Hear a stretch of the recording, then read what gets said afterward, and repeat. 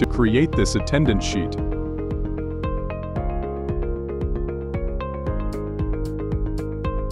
Select weekday cell.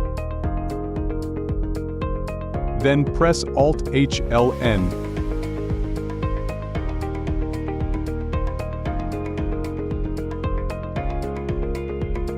And select icon sets. Click Show Icon Only and select your favorite. In type select number.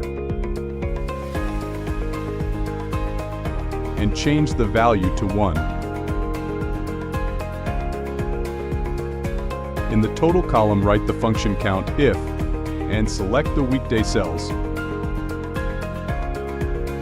And apply formula for all.